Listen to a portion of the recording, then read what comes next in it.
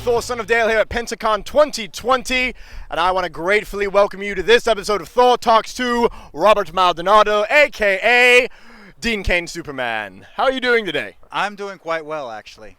It's been a good day. It's been a good day. It's been a long day, I assume, out here protecting the world. You know, it's been a long weekend. Yeah, it's only day 2 and it feels like day 12, so it's 28 days later. We'll be like, what just happened? I did feel like it was Sunday today. Yeah, I'm not gonna lie, I got some Sunday vibes, and it's probably because I haven't had a day off of work in like 2 months. You mean you work? Saving the world, bro.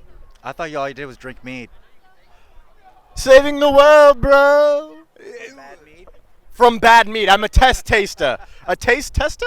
That one. Sure, we'll go with that. So, how long have you been coming to Pensacon? This is actually my fourth one. Fourth one I've been to. Yep. And how have you seen it grow in the last 4 years? And how's it changed, I should say? The first 2 years I came, I actually paid for the tickets and was able to go out onto the floor and see everything. Last 2, I've been part of Gulf Coast Saber training, showing people how to use a lightsaber and just showing them have fun with that and being able to see behind the scenes of how things go. So I've seen it grow quite a bit in the past 3 years. That's wonderful. So, how long have you been cosplaying? Obviously, you look just like Dean Cain Superman before he got older. Yeah, right. Well, I see. I've been cosplaying about 6 years, maybe 7. I've been doing Superman for just over 5. Wow, so you're basically just a one-hit wonder like I am. No, I have a couple of others I do. Okay, so what is your, outside of Superman, obviously, what is your favorite cosplay that you have? I have Spider-Man, I have Zorro, I have Darkhawk, and I have Princess Bride, the Man in Black. Coincides with Zorro. I have got a couple of Jedi costumes that I do also. Wow, that's fantastic. So, switching gears away from the cosplaying, you talked about Gulf Coast Saber training. So, how long have you been involved in choreographing for the fights? Well, as far as Gulf Coast Saber training is concerned, we just started doing choreography this past year. We played with it a couple years ago and actually did a fan film on YouTube called The Battle Continues, Epic Lightsaber Battles, done by Holden Hardman. Really great person. So, this is my favorite question to ask people who do fight choreography.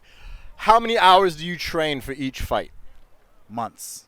It's not just hours, it's months. For the one we're doing tonight, we've been practicing on it for a good couple of months on that, but we have set ones that we do, and once we get them done and down packed, we go ahead and try and get together and try and make sure it works. Our choreographer, Deso and Anna, they're the best. We're actually going to be chatting with them. You may have already seen that interview. You may not have seen that interview. Time is relative. So what kind of community or charity work do you do either on your own or with Gulf Coast Saber training? Gulf Coast Saber training, well, we just events like this. We've done some. I'm with another group that does charity events for like hospitals and stuff like that. So, but outside of that, all I do is work. Work. Drink some meat and then work. All right, yeah. No. Don't fly away from me. So, what is your favorite part of the con life? And just meeting new people. Like when we did the concert together, I met you that first time. That was great. That was a lot of fun. Being around people who make you feel like you're part of the family. That's what you mean when you bring someone new into it. Making them feel like they're part of the family. It's great. It's really good. So, it's the camaraderie. He said that was a really hard word to say for me as well. It's a late day. I don't know what time it is, but it's death o'clock. So, final question before we move on. What is your favorite cosplay you've seen so far? We'll just say today. We'll make it easy today. Today, the Eevees. All the Eevees. They were great. I'm sorry, folks at YouTube. I don't think we got footage of that. But they were great. And I will find photos from the Eevees and maybe add them right here. Eevees, look at that. Isn't that beautiful? Like, they're amazing. It's very furry. They have ears and stuff. So how can people get a hold of you if they want you to come volunteer, speak to children as Superman? Is there a way to get a hold of you I know you're flying around. Not me personally. You would have to get a hold and want to touch with the what's the name of that group? Thank you, Future Thor. It's added right there. All right, I want to thank you, Robert, for talking with me today, and I wish you great success and love on your journey across life and saving the world.